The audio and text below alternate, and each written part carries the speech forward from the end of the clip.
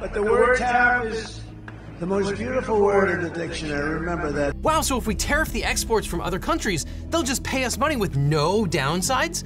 Why didn't we try this before? Because that's not how tariffs work. And we have tried this before, and it might have caused the Great Depression.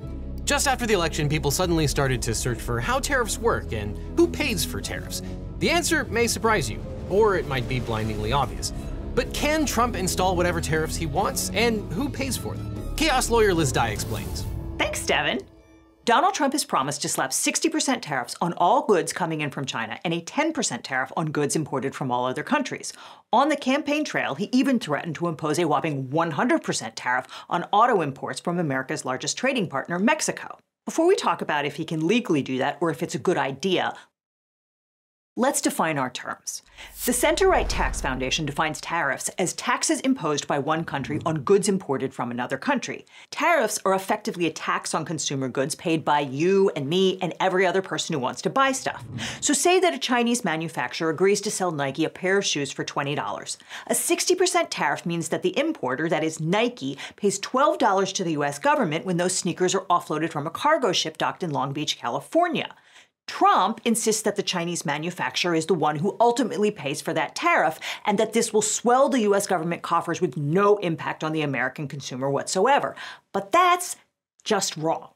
The Chinese manufacturer is never going to eat the $12 tariff, and Nike doesn't want to reduce its net profit. So the end result is that the $12 tariff gets passed on to the American consumer at the point of sale, raising the wholesale price of that pair of sneakers by $12. Yeah, if I can interject for a second, the problem is actually worse. You think, okay, a 60% tariff, so the consumer just ends up paying $12 more.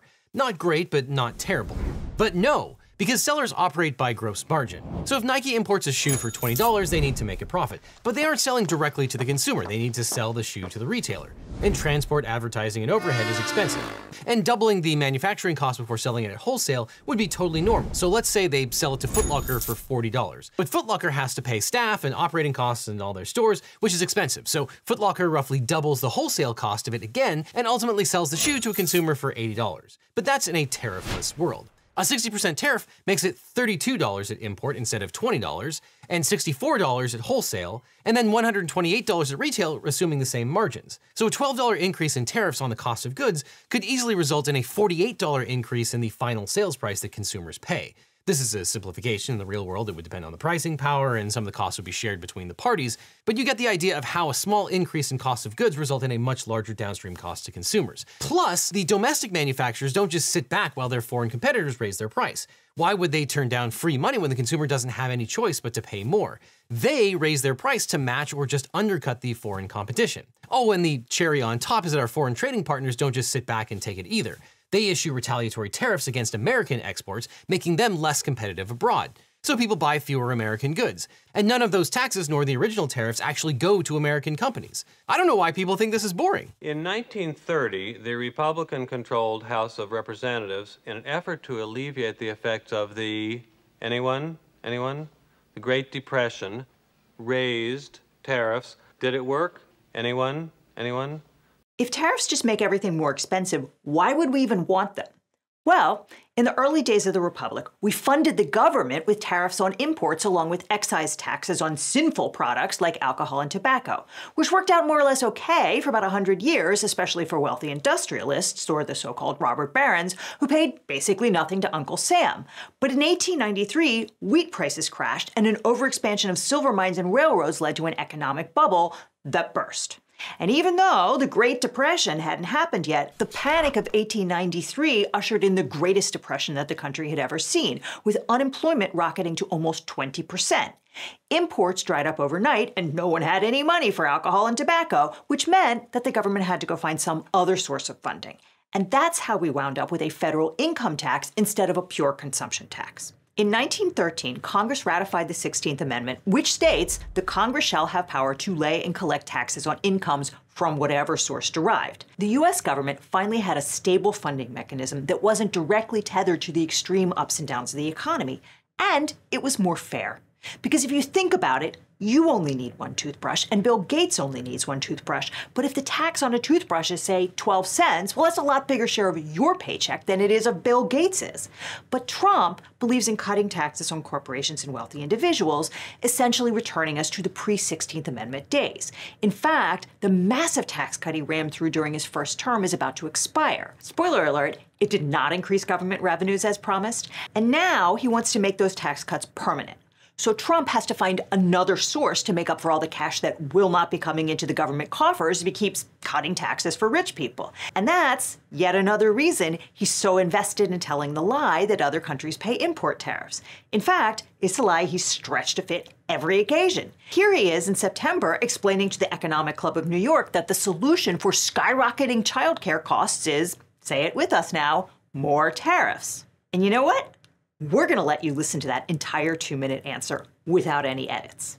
If you win in November, can you commit to prioritizing legislation to make childcare affordable?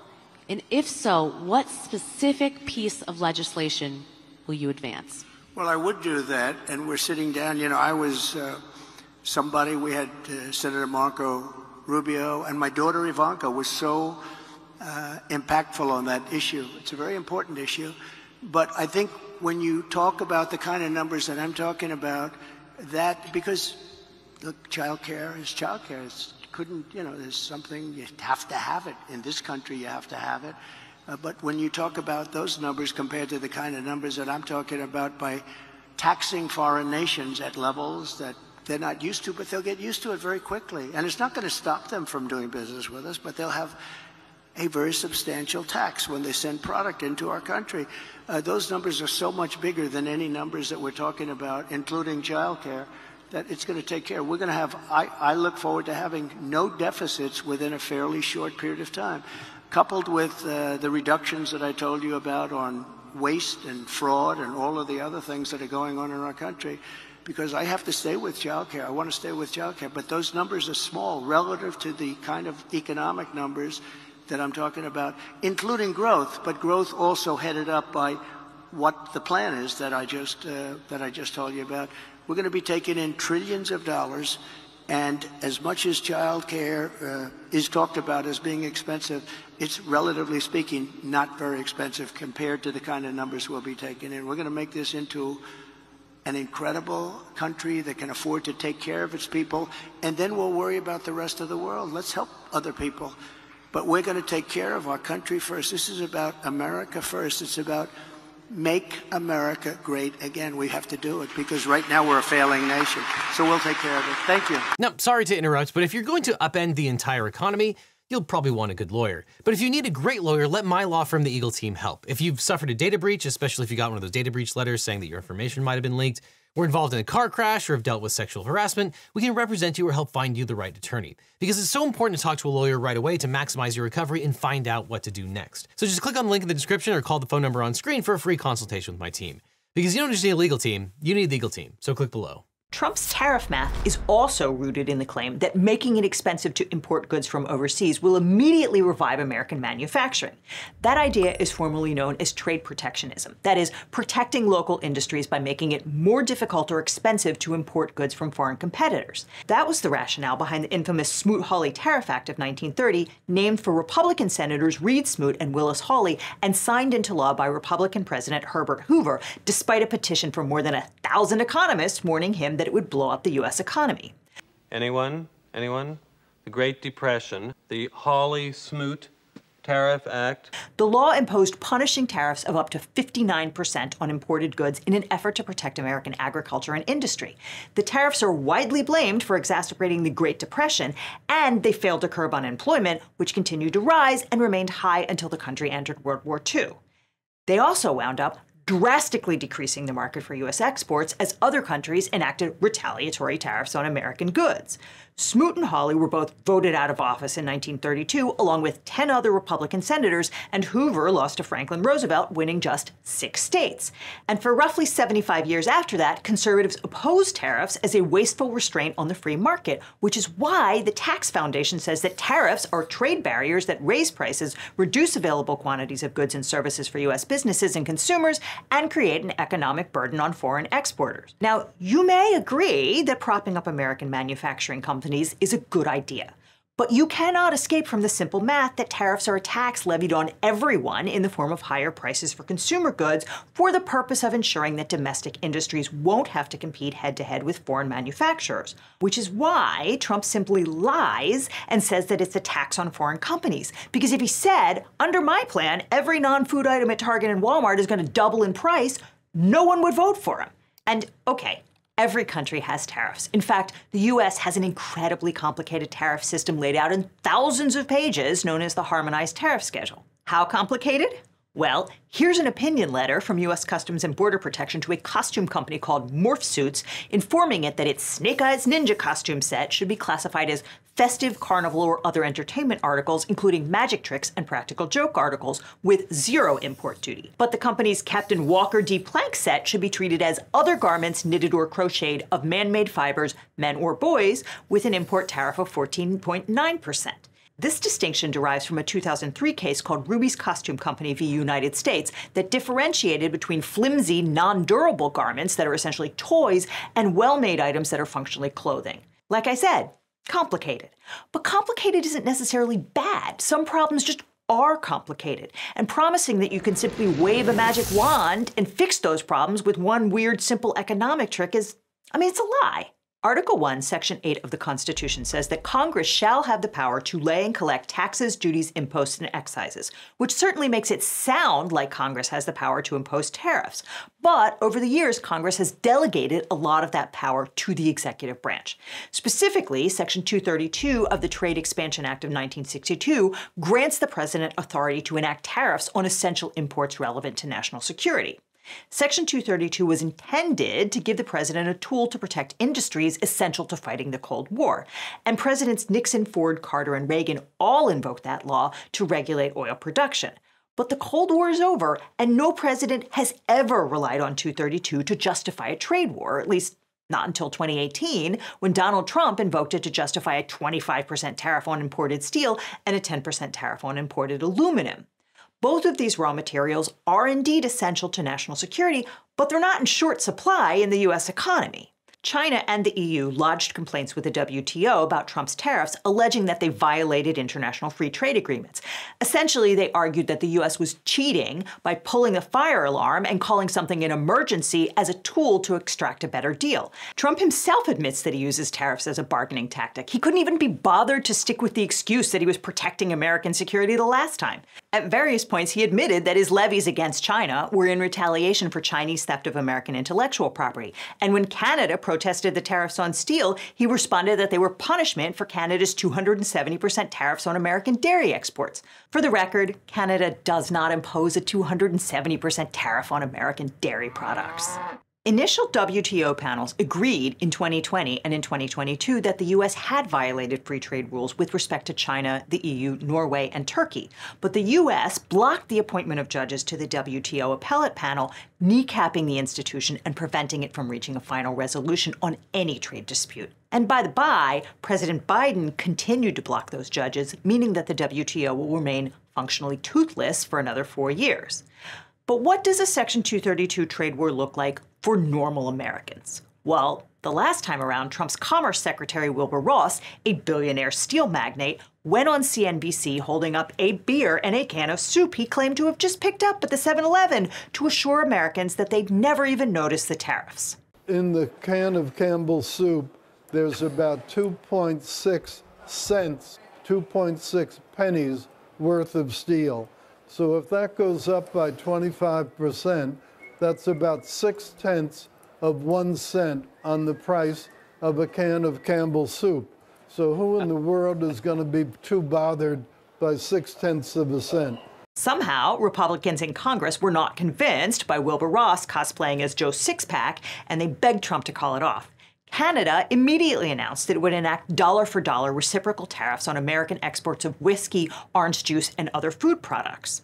Prime Minister Justin Trudeau called the tariffs an affront to the long-standing security partnership between Canada and the United States, and in particular, an affront to the thousands of Canadians who have fought and died alongside their American brothers in arms. The European Union, which is also our stalwart ally, announced tariffs on $3 billion of American exports, including Harley-Davidson motorcycles.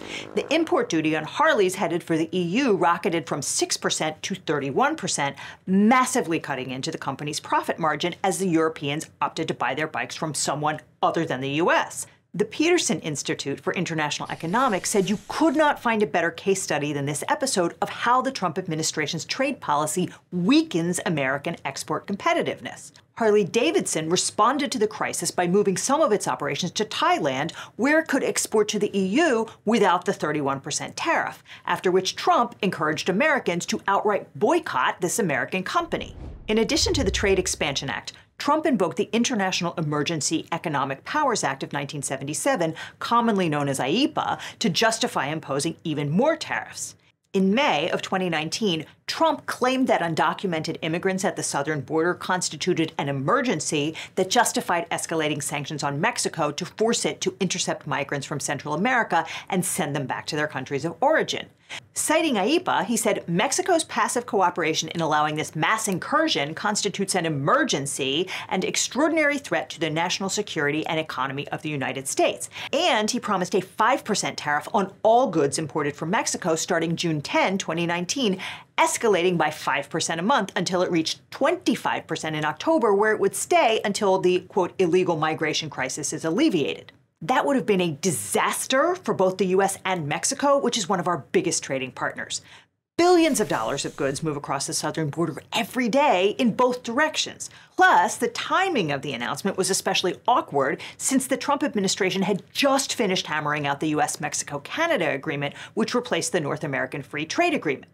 Trump pulled us out of NAFTA, insisting that he could get us a much better deal. Republicans in Congress, who had been painstakingly negotiating USMCA with our biggest trading partner, hit the roof. Trump's own staff eventually talked him out of the Mexico tariffs. Instead, they let him go out on June 7th and announced that he was magnanimously relenting after extracting unspecified accommodations from Mexico with respect to the border.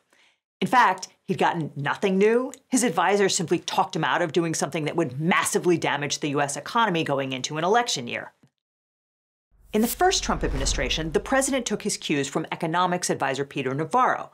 Navarro was very big on starting a trade war with China, which is hardly surprising since Trump's son-in-law, Jared Kushner, picked Navarro by trawling through Amazon's page on economics and cold calling the guy who wrote such works as The Coming War with China and Death by China. Navarro is obsessed with the trade deficit, which is usually defined as the amount by which a country's imports exceed the value of its exports. Now, experts are divided on what trade deficits mean for a country's long-term economic health. But the reality is that the US is a rich country, and we have spent most of the last 5 decades negotiating trade deals that allow us to buy vast quantities of cheap consumer goods from poorer countries where production costs are lower. We all decided that we wanted $5 t-shirts from Bangladesh and $300 flat-screen TVs from China or South Korea, 2 countries which buy a lot less stuff from us than we buy from them. And that's fine. It's not like you're running a trade deficit with a haircuttery. You made the decision that you'd rather pay someone else to cut your hair rather than have your mom put a bowl on your head and snip around it. And as someone who's had a home haircut can confirm, that's not economic warfare. But Trump and Navarro believe that other countries are somehow pulling a fast one on us if we buy more sneakers and Halloween costumes from them than they buy cars, soybeans, and Marvel Cinematic Universe movies from us. And so they cooked up a plan to make those countries pay for the dastardly crime of selling us stuff we wanted to buy. Trump promised that trade wars are good and easy to win. When we're down $100 billion with a certain country and they get cute, don't trade anymore. We win big. It's easy. But it wasn't easy. Trump's steel tariffs in 2018 failed to bring back steel jobs. According to the St. Louis Fed, there were about 82,000 steel workers in the US when Trump took office, and the exact same number when he left. But the steel tariffs caused the inputs for car plants and construction to go through the roof and precipitated the loss of a reported 75,000 jobs in steel-dependent industries. After Trump imposed tariffs on washing machines, producers raised the price of washers by an average of $86. But they also raised the price of dryers, which were not under any new tariffs, by $92.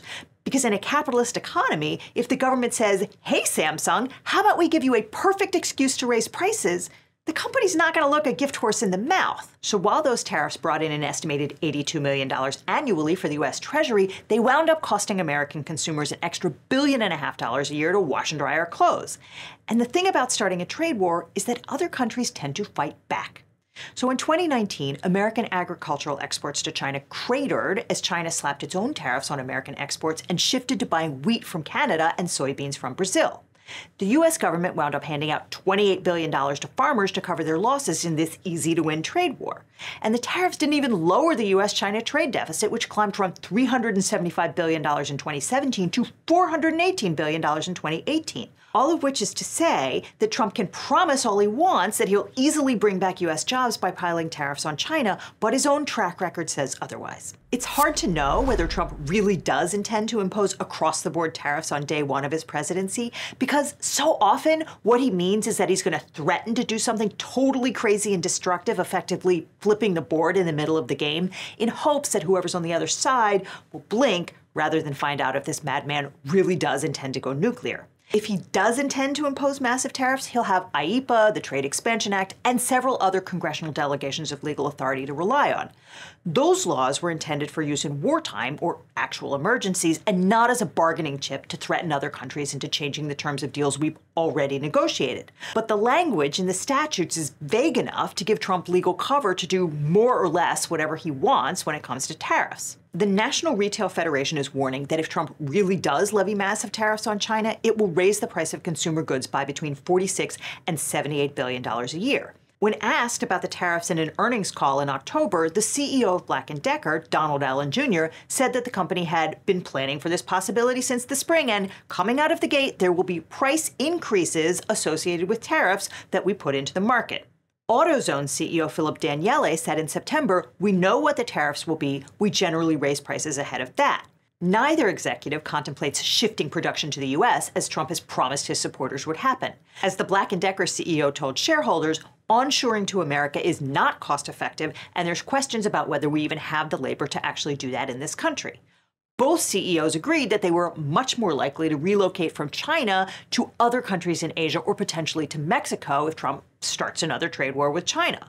All of which may very well hurt China, but it will do nothing to bring down costs for American consumers or create manufacturing jobs here or increase government revenue. And in fact, the Tax Policy Center calculates that if Trump really does impose a 10% across-the-board tariff and a 60% tariff on China, it would lower the average after-tax incomes of U.S. households in 2025 by about $1,800 a year. So yes, legally speaking, Trump can enact any tariff he wants to at any time for any reason against any country. All he has to do is shout, "It's an emergency!" But whether he should is another matter entirely. Well, I'm actually happy to report that Trump's business advisors advised him against the tariffs, and he's listening to them and is backing down. No, I'm just kidding. Trump recently announced on Twitter that he is doubling down on tariffs and stated that he's going to issue a blanket 25% tariff on all imports coming in from Canada and Mexico, as well as institute an additional 10% tariff on all goods coming in from China. For drugs, I guess. It doesn't really make all that much sense. So if Trump does what he says, I guess we're completely tearing up the USMCA and basically every other trade agreement that we have. Now that might be a terrible idea, but the one thing you should definitely do is subscribe to today's sponsor, Nebula, where you can learn even more about tariffs from my fellow creators. Like Morning Brew Daily talking about how the world economy is bracing for tariffs, TLDR News talking about how Trump would transform the US economy, and Money and Macro talking about how this will create another trade war. Because on Nebula you can watch all of our videos ad-free and early, because our videos always go up on Nebula first. Plus there's tons of exclusive content, and for a limited time, you can get a lifetime membership. You can buy once and then never again. It's the greatest steal of all. And I know tens of thousands of you signed up for Nebula using the CuriosityStream bundle, but unfortunately that's over. So if you want to support this channel, the only way to ensure that the money you spend on Nebula goes to us is to sign up directly. And if you're new here, Nebula includes tons of exclusive videos from me, original series from your favorite people, movies, plays, classes, and more. I've heard it described as Netflix for people who like trains. with your favorites like Johnny Harris, Neo, Jetlag, Real Engineering, Real Life Lore, and obviously your most favorite, LegalEagle. And exclusives on Nebula are getting really good. Recently, I enjoyed watching RiffTrax's commentary over Plan 9 from Outer Space. It was the perfect video for Halloween. And how awesome is it that the RiffTrax and MST3K folks are on Nebula? And you can see my feature-length documentary, Bad Law Words Good, my other Nebula exclusive content, including my full-length interview with the screenwriter of My Cousin Vinny, and my Not Safe for Work video about lawsuits that are too hot for YouTube.